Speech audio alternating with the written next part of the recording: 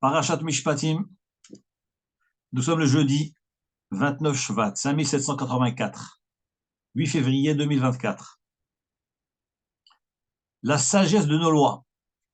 On va essayer un peu d'expliquer la profondeur de chaque loi, le bon sens de chaque loi. Donc la paracha que nous allons lire ce Shabbat, c'est Parashat Mishpatim, la paracha des lois. Mais lorsqu'on fait une petite marche arrière, la paracha de la semaine dernière, c'est Parashat Yitro, elle termine par une mitzvah. Le commandement suivant. Lorsque tu construiras un autel c'est un monument sur lequel on amenait des sacrifices. Dit la Torah, Velo ta'ale b'ma'alot al mizbechi. Lorsque tu feras cet autel, ce monument, tu ne monteras pas avec des marches al mizbechi sur mon mizbeyar, sur mon autel. Asher lo tigale ervatecha alav, afin que ta nudité ne se découvre pas dessus. Ici, la Mechil t'a dit que de ce verset nous apprenons Assez kevesh la misbeach. Nous devons construire une côte qui monte vers le misbeach. Pas des escaliers pour grimper sur le misbeach, mais une pente qui monte vers le misbeach de façon à ce que lorsque le prêtre va s'approcher, va monter sur le misbeach, il fera en sorte de marcher talon, pointe du pied, c'est-à-dire orteil, talon, de façon à ne pas écarter ses jambes et ne pas découvrir sa nudité et que le Mizbeach voit cette nudité-là. Donc c'est de ce verset que nous l'apprenons. Velo ta'ale b'ma'alot al mizbechi. Tu ne monteras pas avec des marches parce que pour monter avec des marches, on est obligé de lever le pied. Lorsqu'on lève les pieds, alors on écarte les jambes. Et à ce moment-là, on dénude la nudité. Et à ce moment-là, le Mizbeach voit la nudité du Kohen et c'est un déshonneur. Regardez ce que nous dit le Midrash.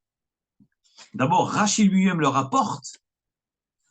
Rashi dit Asher lotigale ervatecha alav. Donc tu devras faire donc cette montée-là, pas avec des marches, mais une montée qui va vers le Mizbeach, afin que ta nudité ne se découvre pas, car car s'il y avait des marches, ata tsarich l'archiv pesirotecha. Tu seras obligé d'écarter tes pas. Pour escalader les marches, il faut écarter les jambes. Et à ce moment-là, on découvre sa nudité en dessous.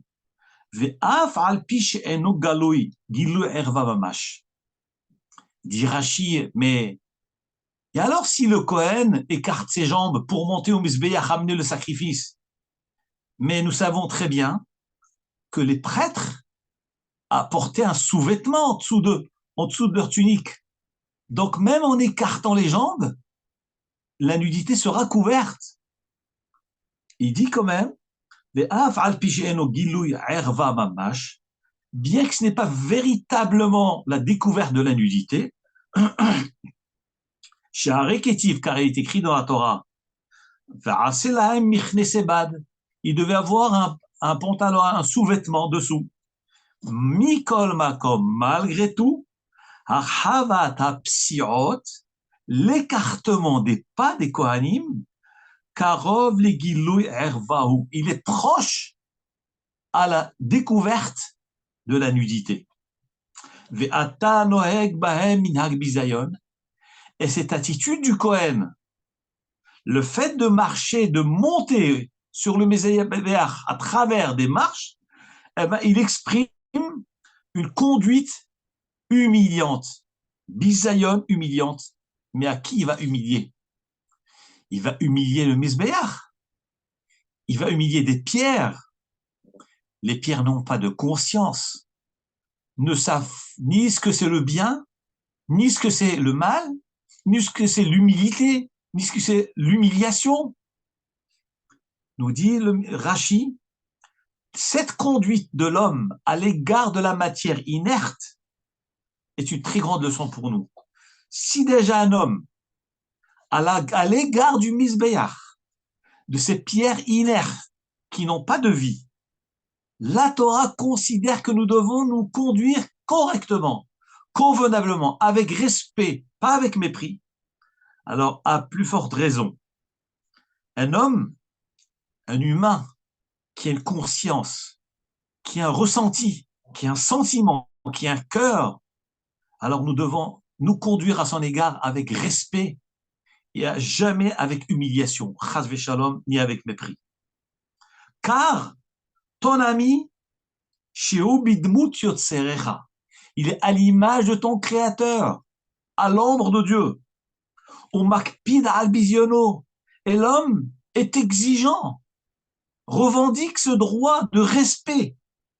Alahat kama vechama, à plus forte raison que nous devons nous conduire avec respect et avec considération à son égard. Voilà l'enseignement de la mitzvah finale de la paracha de la semaine dernière qui s'appelle paracha d'Itro. Donc tu ne monteras pas sur mon misbéyar avec des marches, mais avec une côte, de façon à éviter à écarter tes jambes et à découvrir ta nudité. Et le fait d'écarter tes jambes et découvrir la nudité, ceci est un mépris à l'égard du misbéyar. Et si déjà le misbéyar qui lui est inerte, la Torah est exigeante à l'égard de son respect, à plus forte raison à l'égard de l'humain. Donc c'est un enseignement pour l'humain.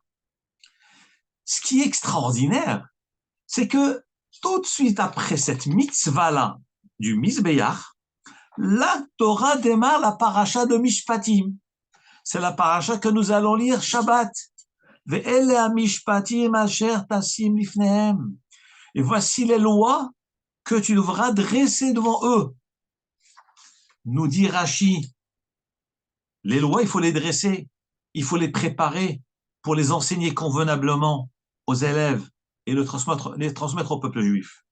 Dit alors le Midrash, mais pourquoi cette juxtaposition de ces deux mitzvot?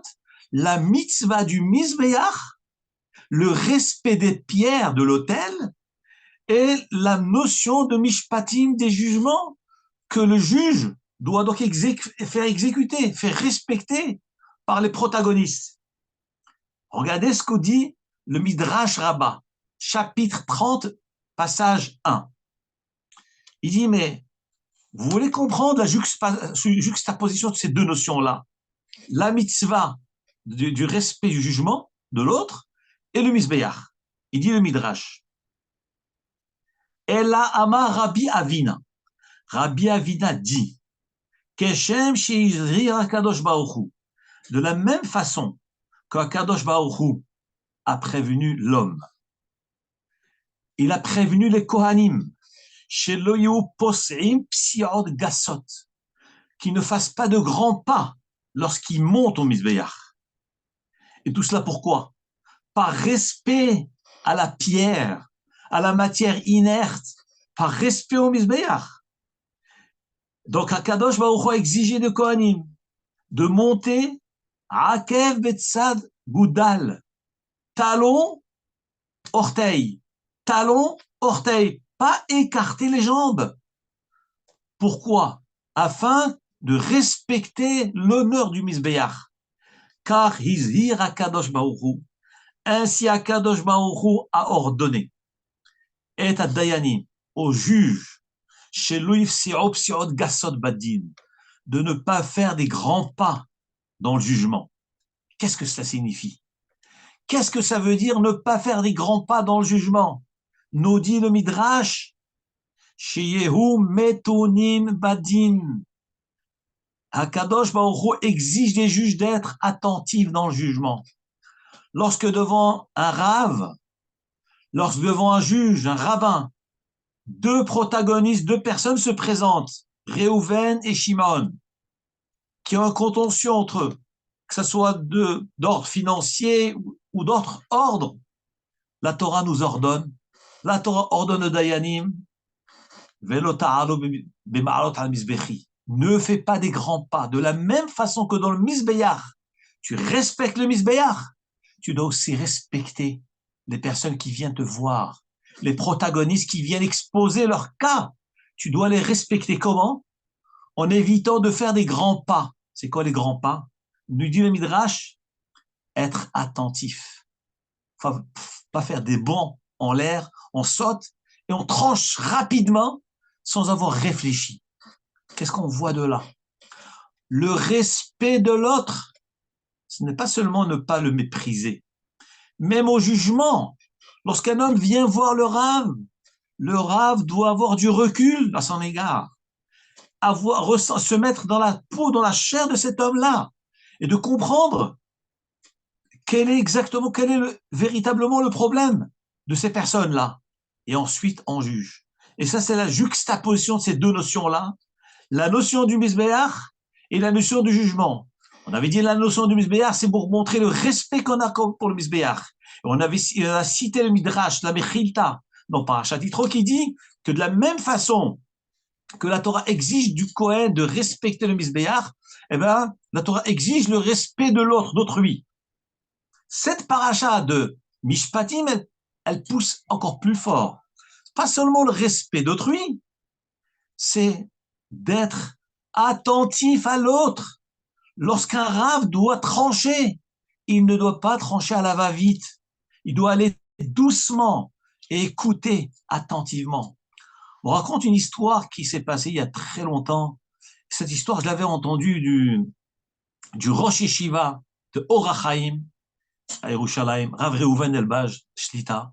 Rav Reuven Elbaz a raconté que il y avait un Rav, c'est des grands poskim, c'est des commentateurs du Shulchan Aruch. Il y avait un qui s'appelait le Bach. Le Bach est un grand commentateur donc sur le Tour. Il a eu deux gendres, le Shach et le Taz. Et il a raconté qu'un jour, chaque fois que son gendre lui envoyait des réponses, donc le Taz, le Bach recevait des réponses de son gendre, le Taz. Et le Taz lui écrivait, tu sais, j'ai mon élève, tel élève, voilà ce qu'il a dit sur ta question, voilà ce qu'il a répondu. Et alors, le Bach était impressionné de la grandeur de cet élève, de son gendre. Alors, un jour, il dit à son gendre, si l'occasion se présente, quand cet élève arrive dans notre ville, tu le fais venir chez moi. Et voilà que cet élève, justement, est arrivé dans la ville du Bach, du grand Rav Bach, Beit Hadash.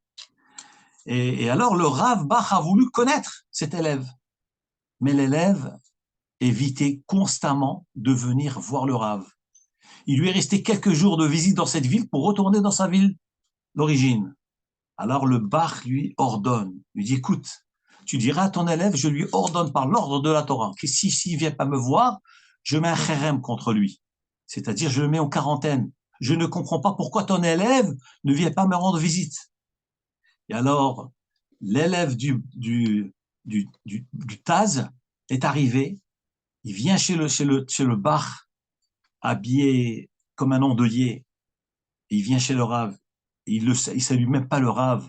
Alors le Bach lui dit, mais pourquoi tu es dans cet état-là? Et deuxièmement, pourquoi tu as toujours refusé de venir me voir? Il lui dit, voilà, Kvod Rav, je vais vous dire pourquoi. Parce que dans le ciel, on m'a révélé qu'une fois, une veuve est venue vous rendre visite, qui avait un problème avec la cache-route d'un poulet. Elle avait une question halachique. Et vous avez tranché d'une manière rapide pour elle. Et cette veuve, donc ce poulet n'était pas cachère, vous avez tranché qu'il n'était pas cachère, alors que dans l'absolu, on aurait pu peut-être trouver une solution, mais comme c'était rapidement, dans le ciel, on vous a mis en quarantaine. Et on m'a révélé du ciel que je n'avais pas le droit de vous parler. Je n'avais pas le droit de vous parler parce que vous avez méprisé cette veuve. Et là, on parle du Bar, le grand Dayan. Lorsque le Bar a entendu cette histoire-là de cet élève, il s'est mis à pleurer. Et il a reconnu effectivement que cette histoire est arrivée. il avait un très grand tsar. Et cet élève a quitté donc les lieux sans saluer le Rav. Quelques jours plus tard, avant le départ de cet élève dans sa ville, l'élève revient vers le Rav. Il annonce au Rav, Kvod Rav, je viens vous annoncer que du ciel, on m'a permis de venir vous voir et qu'on vous a pardonné parce que vous avez fait tchouva shlema. Il dit, Rav Reuven Elbaz, regardez ce que ça veut dire un jugement. On veut un jugement. Pour nous, c'est une question d'un poulet, s'il est cachère ou pas cachère. C'est une question de quelques euros. Mais pour une veuve, c'est toute sa vie. C'est toute sa famille. C'est le respect de la veuve. Il dit, Rav Reuven Elbaz Shlita. On voit ce que c'est le respect de ce que c'est le jugement. Le recul dans le jugement. Il est rapporté dans Pirkei Avot, la première Mishnah de Pirkei Avot. Moshe Kibel Torah Misinaï. Moshe Rabbeinu a reçu la Torah de Har Sinaï. Et l'a transmise à Yeshua. Yeshua, on vi'im. Vi'im la Knesset Agdola. Donc, l'un a transmis à l'autre. Jusqu'à ce que l'enseignement est arrivé à Knesset Agdola, la grande assemblée qui était composée de 120 Chachamim. Et parmi eux se trouvaient des prophètes, Mordechai, Yehudi, etc. Et alors, les Chachamim de Knesset Agdola ont dit 3 enseignements. Hem Amrou Shelosha Devarim. Les Chachamim de la grande assemblée ont dit Hevu Metonim Badin, Ha'amidu Talmidim Harbe, Va'asu Seyag la Torah. Soyez attentifs dans le jugement. Premier enseignement. Ha'amidu Talmidim Harbe. Formez beaucoup d'élèves. Va'asu Seyag la Torah. Faites une barrière à la Torah. Voilà les 3 enseignements que les Chachamim de Knesset Agdola ont dit. Demande Rabbeinu Yona Gerondi Alav Shalom dans son commentaire sur Pirkei Avot. Mais qu'est-ce qu'il y avait de particulier dans ces 3 principes? Qu'est-ce que les Chachamim nous ont enseigné? Parmi les choses tellement importantes, les Chachamim ont enseigné 3 choses. Mais c'est tout ce qu'ils nous ont enseigné. Évidemment, ils ont enseigné beaucoup de choses. Mais c'est des éléments clés. Il dit Rabbeinu Yona, que veut dire vous metonin badin? Que veut dire être attentif dans le jugement? Évidemment, tout juge consciencieux doit être attentif. Il dit le problème est le suivant. C'est que le Rav reçoit des questions à longueur de journée. Il entend, on lui soumet des problèmes toute la journée. Donc, il a tendance à dire, mais cette question, je l'ai déjà entendue. Et voici la réponse que j'ai déjà donnée, sur laquelle je me suis fatigué. Donc, il n'y a pas besoin de replonger dans le sujet. Et donc, voilà, je donne directement la réponse. Nous disent Anshe Knesset Agdola, Hevu Metonim Badin. Soyez attentifs dans le jugement. On peut briser quelqu'un. On peut casser une famille. On peut faire perdre la parnasse à quelqu'un parce qu'on s'est précipité dans le jugement. Et même si des fois on a des arguments qui ressemblent à d'autres jugements qu'on a déjà vus précédemment. Et on a l'impression que c'est ça, c'est sûr de mon jugement. Eh bien non. La Mishnah nous ordonne, et vous, métonim, badin, soyez attentifs, reanalyse, revérifie. Les cas de figure peut-être ne sont pas les mêmes. Il y a des nuances. Et la nuance, elle peut changer d'une extrême à l'autre. Ça peut basculer d'une extrême à l'autre. On raconte qu'un jour, on a été voir le Chidush Harim. Le Chidush Harim, c'est un des rabbanim de Chassidé Gour. On lui avait amené un poulet à vérifier. Il y avait une question, c'était cachère ou pas cachère. Alors le Rav observe ce poulet et il dit à la dame, mais dites-moi, ce poulet-là, où est-ce que vous l'avez acheté, à quel moment, et telle partie du poulet, quelle couleur elle avait. Il lui a posé un tas de questions qui n'avaient aucun rapport avec la question que la dame elle-même est venue poser. La dame est venue poser une question claire. Il y avait une tache dans le poulet. Est-ce que c'est cachère ou pas? Et du coup, le Rav lui pose 10 questions autour qui n'ont a priori aucun rapport avec la question de la dame.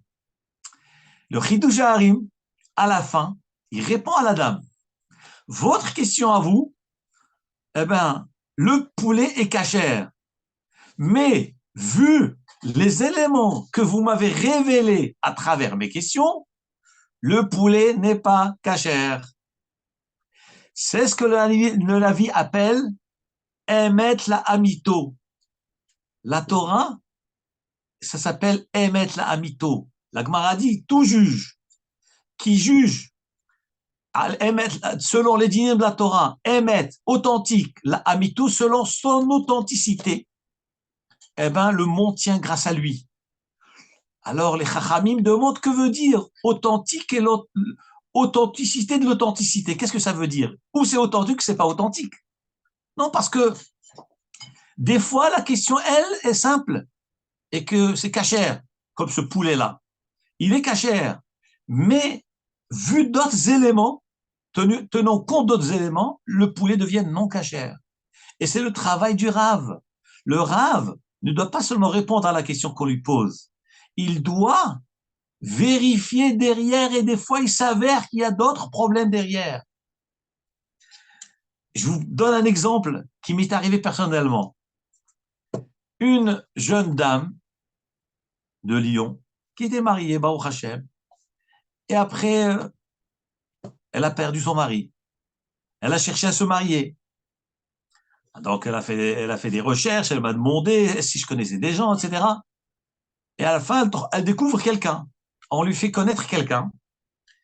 Et elle m'appelle, écoutez, Rav, je voudrais partager avec vous, voilà, telle personne, voilà, j'ai connu telle personne, elle est comme ci, elle est comme ça, qu'est-ce que vous en pensez, etc.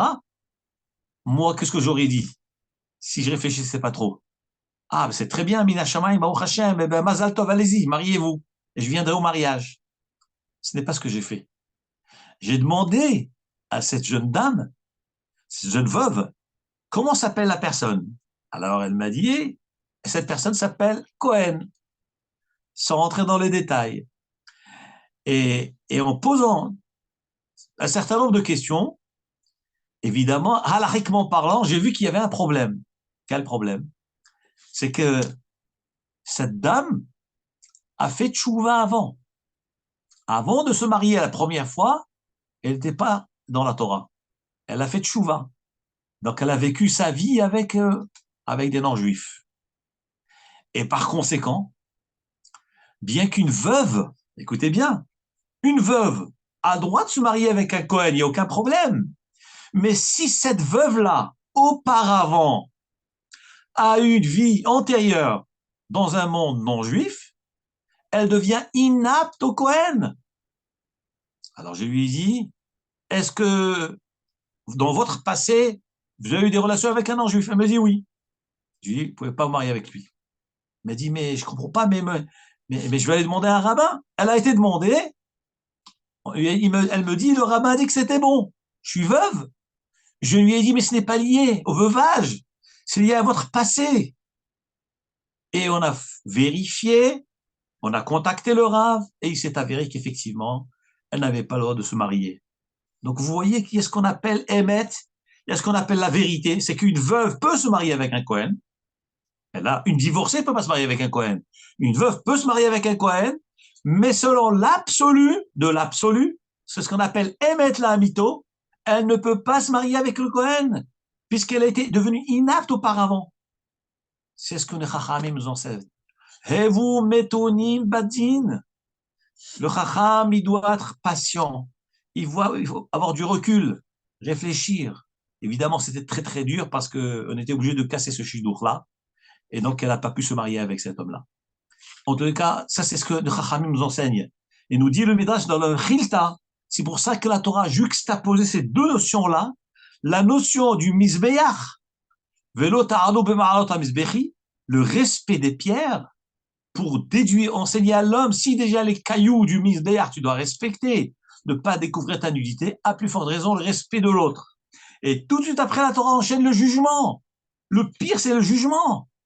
Que normalement, le Dayan a la facilité de trancher. C'est lui qui a le dernier mot. Eh bien, la Torah dit, attention, le Dayan. Attention, toi, le Rav. Et vous, metonim badin. Elle est un mishpatim asher tassim lifnehem. Ça, c'est les mishpatim que tu dois mettre devant eux, c'est-à-dire prendre du recul, comme dans le Mizbeach. Parce que le fait de trancher vite, c'est un manque de respect à l'égard des protagonistes. C'est un mépris à l'égard de l'autre. C'est un mépris à l'égard des veuves. Parce que le Rav connaît tout. Le Rav prétend tout connaître. Et donc, il se sent en droit de trancher vite. Nous dit la Torah, et vous, metonim badim. C'est un enseignement très important.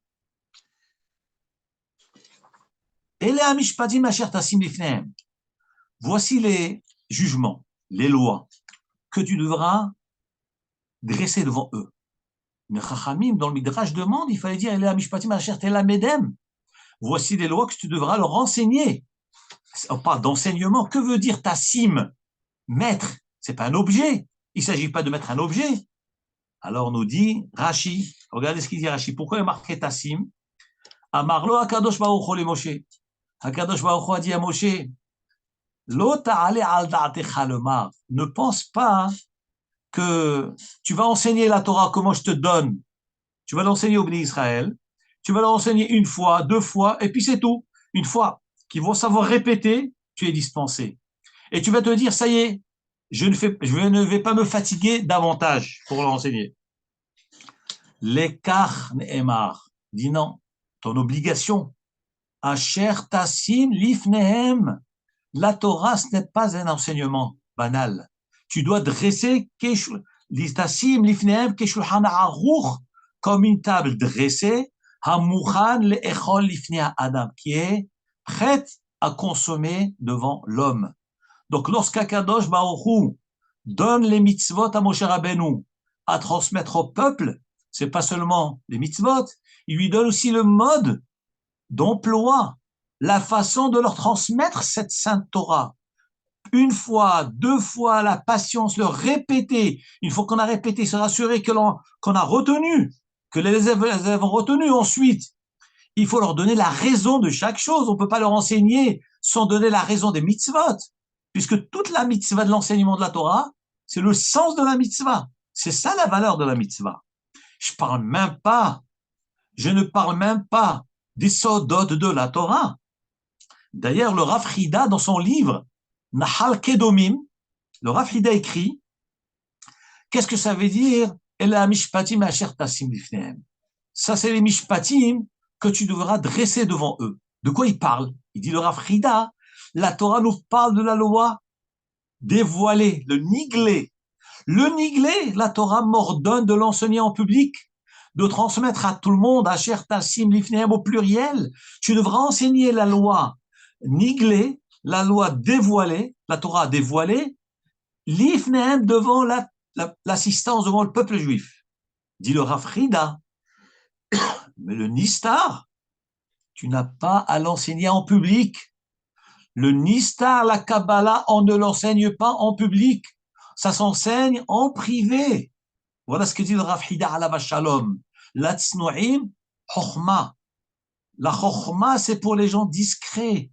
Donc le niglé, les halachot de la Torah, les 630 mitzvot, ça, il faut enseigner en public, devant tout le monde. Asher tassim lifnehem. Mais ce qui est les sodot des mishpatim, les sodot de la Torah, c'est pas l'ifnehem, c'est discrètement, à des particuliers. Et d'ailleurs, la Gemara elle-même, dans le traité de Chagiga, dans ce passage-là, la Gemara, elle dit, dans des halachot, il y a des passages, par exemple, Maase Merkava, je peux l'enseigner avec un rave, un élève. Et Maase Bereshit, l'œuvre de la création, même pas un élève, que si je comprends de moi-même. Donc il y a des passages où je peux enseigner un seul élève, ou Ve'echad, il y a des passages que même à un élève, je ne peux pas enseigner. Et que chacun doit comprendre. Si tu comprends de toi-même, tant mieux pour toi. Tu ne comprends pas, c'est que ce n'est pas pour toi. Donc on voit de là qu'il y a une façon de transmettre la Torah. Il y a une manière de transmettre la Torah.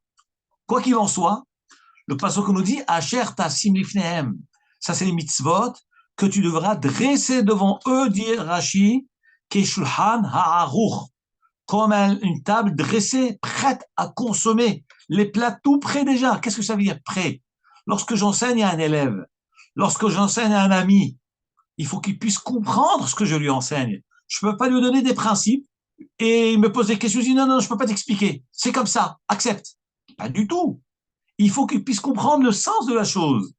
Mis à part les mitzvot qui sont des chukim, où la Torah elle-même a caché les raisons. C'est effectivement chok hakati. C'est un décret de Hachem. Alors Hachem ne les révèle pas, parce que la Torah l'a caché. Mais sinon, toutes les mitzvot de la Torah, il y a une raison, il y a une logique J'enseigne une Mishnah à un élève, il faut lui expliquer la raison de la Mishnah. Et c'est le travail de la Gemara. La Gemara, elle cherche les raisons de la Mishnah, les origines de la Mishnah, ainsi de suite. Ça fait partie de l'Imoud Torah. Ça, c'est la notion de l'ifnehem. Il faut de la patience, beaucoup de patience. Je vous lis ce que le Midrash nous rapporte. Le Midrash, la Gemara dans Masechet Eruvin, Daf Nun Dalet Amud Bet, page 54, côté B. Rabbi Akiva Omer. Rabbi Akiva dit, Minayin shechayav Adam lishnot le talmido ad shilimedenu. D'où savons-nous qu'un homme a l'obligation d'enseigner à son élève jusqu'à ce qu'il apprenne, jusqu'à ce qu'il retienne l'enseignement. Viyavin et qu'il comprenne. Dit vrai Torah. D'où savons-nous que j'ai une obligation de rester jusqu'à ce que l'élève comprenne. Chez Nehemar, comme il est écrit, Velameda et Israël. Ça, c'est la Torah. Velameda et enseigne-la. Qu'est-ce que ça veut dire enseigne-la? Nous dit Rabbi Akiva. De là, nous voyons que le Talmud doit comprendre. C'est ça, Velameda. Sinon, ça ne s'appelle pas enseigner. La Gemara continue. D'où savons-nous que pas seulement que l'élève doit comprendre, donc non seulement j'ai l'obligation de lui enseigner, de lui répéter et de lui expliquer la raison de chaque chose jusqu'à ce qu'il comprenne, pas seulement cela. D'où savons-nous qu'il doit être capable de répéter. Ça aussi, ça fait partie de l'enseignement. Des fois, on a des élèves, on donne un cours, ils ont tout de suite compris. Vous leur demandez de répéter, ils ne sont pas capables de répéter. Alors la Gemara nous dit Rabbi Akiva, dans Masechet Eruvin Nun Dalet, d'où savons-nous que l'élève doit être capable de répéter?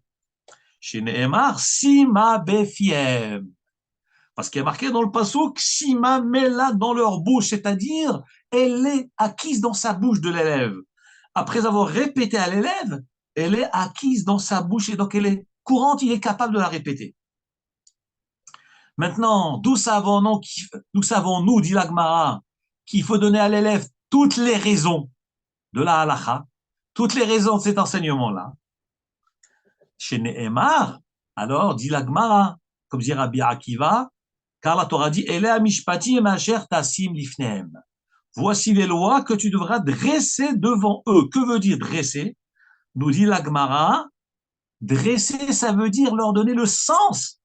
Keshulhan aruch, velo amar asher tilamedem. La Torah ne nous dit pas, voici les mishpatim que tu vas leur enseigner. Non. Asher tassim que tu dois dresser. Alors on a demandé, mais c'est pas une table. C'est quoi dresser? C'est des paroles. Alors on dit le midrash. Tu dois les dresser comme un plat, comme un repas. Tu invites quelqu'un.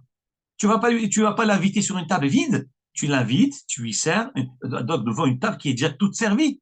Il y a du pain, les plats sont cuisinés, sont bien épicés, bien salés, ni trop, ni peu. Eh ben c'est ça, Asher Tassim Lifnehem, dit Rabbi Akiva dans la Gemara de Nedarim, de Eruvin, Ele Amishpatim, ceux-ci sont les lois, Asher Tassim. Tassim, c'est mettre, c'est un objet que tu vas mettre, c'est-à-dire dresser, donc un plat qui est prêt à être consommé. Voilà l'enseignement. La Gemara dans Eruvin, Nun Dalet nous rapporte une histoire extraordinaire, je voudrais vous la raconter. La Gemara dit que, toujours dans cette même page, il y avait un rav qui s'appelait Rabbi Preda. Bon, les années précédentes, il y a 2-3 ans, on avait parlé de cette histoire-là. Il y avait un rav nommé Rabbi Preda. Ce Rabbi Preda, parmi les élèves qu'il avait, Talmida, il avait un élève qui était dur d'oreille, qui n'arrivait pas à bien comprendre les choses. Cet élève, il comprenait pas vite. Il était obligé, chaque cours, de lui répéter 400 fois. Chose impensable. Quand on réfléchit, nous, à notre époque, nous, on est capable de répéter 2, 3 fois, maximum, 4, au bout de 4 fois, on craque. L'Agma raconte que Rabbi Preda avait une telle patience avec cet élève, il lui répétait chaque cours 400 fois, pas occasionnellement. Chaque cours, il le répétait 400 fois. Et voilà qu'un jour, la Gemara nous raconte, Yom Ahada, un jour, Bayou le Milta de Mitzvah. On est venu, on avait annoncé à Rabbi Preda qu'on aurait besoin de lui pour une mitzvah publique. Dans le public, on a besoin de lui. Et bon, et alors, il a enseigné, donc le Rav, Rabbi Preda continue donc à enseigner à cet élève les 400 fois, Vélo Gamar, et l'élève n'avait pas compris. Et là, le Rav était étonné. Il dit d'habitude, quand je répète 400 fois, mon élève me comprend. Mon élève retient, il est capable de répéter. Et là, cette fois-ci, je vois qu'au bout de 400 fois, l'élève n'avait rien compris. Il dit, comment c'est possible? Alors, le Rav, il dit à l'élève, mais explique-moi, comment ça se fait que tous les jours, quand je te répétais 400 fois, tu comprenais, tu étais capable de répéter. Et là, j'ai répété 400 fois, tu n'as pas compris. Qu'est-ce qui s'est passé aujourd'hui? Regardez ce que l'élève lui a dit. L'élève lui dit, vous savez, Rav, j'ai entendu on avait besoin de vous pour une mitzvah. Et chaque instant, je me dis, mais ils vont venir de chercher le Rav. Ils vont venir chercher le Rav. Donc du coup, cet élève n'arrivait pas à se concentrer. Donc en temps normal, il s'efforçait pour se concentrer et avec toute sa concentration, il fallait 400 fois pour qu'il retienne. Mais cette fois-ci, l'élève révèle au Rav. Mais Rav, comme j'ai vu que les gens avaient besoin de vous et qu'à tout moment, ils allaient venir vous chercher, donc dans ma tête, je me dis, ils vont arriver, ils vont venir chercher le Rav. Donc j'ai pas réussi à me concentrer. C'est pour ça qu'au bout de 400 fois, j'ai pas compris non plus. Qu'est-ce qu'il lui dit le Rav? Le Rav lui dit, regardez, c'est incroyable. À Marley, Rabbi Preda, il dit à cet élève, Avdat, je t'en supplie, mets ta tête. Qu'est-ce que nous on aurait fait? Nous on aurait pris l'élève, on l'aurait mis dehors. Au bout d'une fois déjà, on se met à crier contre l'élève. Tu fais rien en classe, va-t'en, sors dehors, rentre chez toi, amène-moi un mot d'excuse. Rabbi Preda, non seulement il lui a dit 400 fois, répété 400 fois, il lui a dit gentiment à l'élève, ok, maintenant mets ta tête, concentre-toi. Et il s'est concentré. Et il lui a dit, concentre-toi, je suis prêt à te répéter. Comme si on démarre à zéro. Combien de fois il va lui répéter encore? La Gemara nous dit que Rabbi Preda lui a répété encore 400 fois. Parce que là, il était à l'état normal. L'élève a eu l'avertissement du Rav, la gentillesse du Rav de lui dire concentre-toi. Et là, donc, il démarre à zéro. Il répète encore 400 fois. Donc, combien de fois il a répété? 800 fois, Rabotai. Vous savez, quand la Gemara dit quelque chose, c'est Kodesh Kadashim. Ce n'est pas exagéré. C'est sacré. C'est authentique. Si la Gemara le raconte, c'est que c'est Emet. Il a répété 800 fois à cet élève.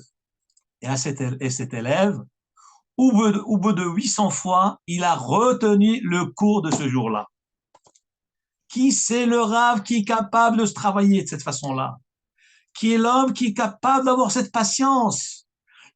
Que si ce n'est par l'amour de l'autre. Des fois, même l'amour a une limite. Toi, une limite. Mais on voit là, Rabbi Preda était au-delà de l'imaginable. Au-delà. À tel point que nous dit le Talmud, Navka Bat Kala, il y a une voix qui est sortie du ciel et qui a dit, écoutez ça, une voix est sortie du ciel et a dit, elle s'est adressée à Rabbi Preda. Il lui a dit, Rabbi Preda, du ciel, on a décidé de te récompenser pour ce sacrifice que tu as fait pour cet élève-là, 800 fois. On a décidé de te récompenser. Seulement, on te propose le choix.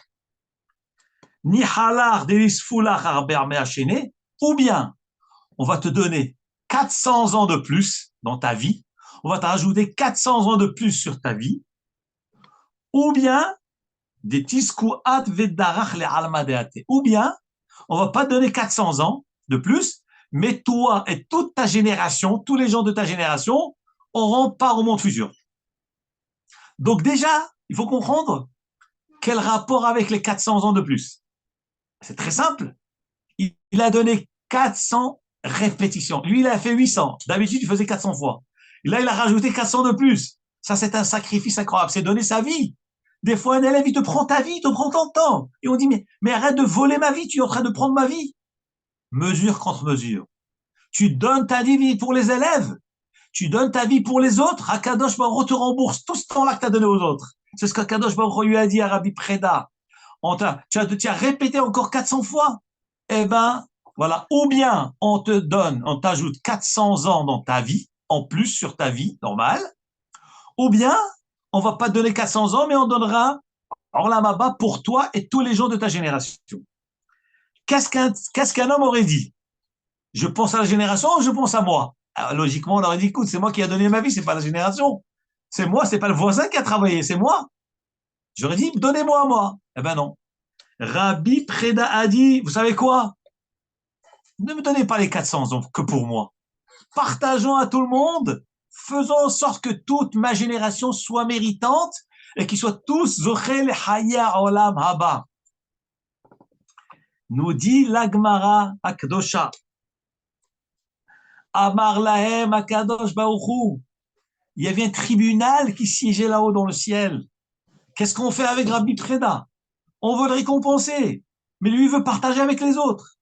Amar Lahem Akadosh Baruchu a dit, Tnulo, il a dit au Malachim, au tribunal d'en haut, Tnulo, Zou, Vezou, donnez-lui les deux. Donnez-lui les 400 ans pour lui et donnez le Olam Haba pour lui et pour toute sa génération. Qu'est-ce qu'on voit de cette histoire de l'Agmara? On voit de cette histoire de l'Agmara, la Msirut Nefesh, pour prendre à cœur le souci de l'autre, transmettre la Torah aux autres, se rassurer que l'autre a bien compris, qu'il est bien dedans. Si l'autre n'a pas compris, pas le renvoyer comme ça, il faut comprendre pourquoi il n'a pas compris. Parce qu'il est préoccupé. On va l'aider, on va pas commencer à l'écraser, l'humilier. On va dire, mais pourquoi tu t'es pas concentré? Ah, ben, il va donner des raisons. Comme cet élève, il a dit, mais Rav, j'ai entendu qu'on parlait à vous, que les gens allaient venir vous chercher. Donc, des fois, le Rav est responsable de ça. Des fois, on en veut à l'élève, alors que la déconcentration de l'élève dépend du Rav. Le Rav devant l'élève. Des fois, il oublie que l'élève est déconcentré à cause de lui. Il reçoit des coups de fil, le téléphone qui sonne. Comment voulez-vous que cet élève se concentre? Et après, on envoie à l'élève. Mais on voit Rabbi Preda. Il a pris à cœur chaque détail. Il a dit, OK, c'est à cause de moi. Tu t'es déconcentré. Je vais te réenseigner. Encore 400 fois. Mais Akadosh Baruch Hu, il récompense tout. Chaque l'effort que l'homme fait, Akadosh Baruch Hu le récompense. Et ça, c'est le moussard qu'on apprend de cet enseignement, de cette Gemara-là. Et d'ailleurs, suite à cette histoire-là, la Gemara nous enseigne plein de choses qui sont liées à la paracha de la semaine. La Gemara dit, Amar Rav Chisda dit, un Torah niknin et la besimanim. Suite à cette histoire de cet élève, auquel il fallait répéter 800 fois, et en temps normal 400 fois.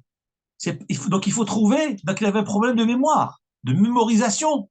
Là, la Gemara nous révèle une façon de mémoriser. La Gemara dit, un Torah niknit et la besimanim. La Torah ne peut être acquise qu'avec des signaux. C'est-à-dire, il faut avoir des repères dans la Torah. Parce qu'on ne peut pas tout retenir, il y a tellement de détails. Il y a tellement de détails dans la Torah. Et nous, on est dans la galoute. Et c'est la chotchniyot. On sait très bien que les premières luchot de la Torah, s'ils n'étaient pas brisés, on n'aurait pas oublié la Torah. On les oublie parce qu'elles ont été brisées. Donc l'oubli est venu à cause des chotchniyot. Donc déjà, on a un tard, on a un problème d'oubli, on a la difficulté de comprendre. Donc il faut se ménager pour retenir la Torah. Déjà, on est fragile comme ça. Se ménager, dit la Gemara.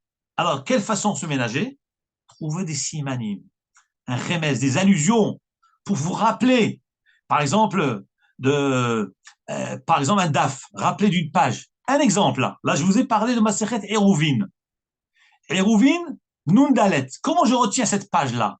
Parce que le mot Nun Dalet, ça vient du mot Dan. C'est la lettre Dan. Dan qui veut dire juger. faut pas juger ses élèves. Et là, ça me rappelle tout de suite que l'histoire de l'Agmara parle de Rabbi Preda qui n'a pas jugé mal son élève.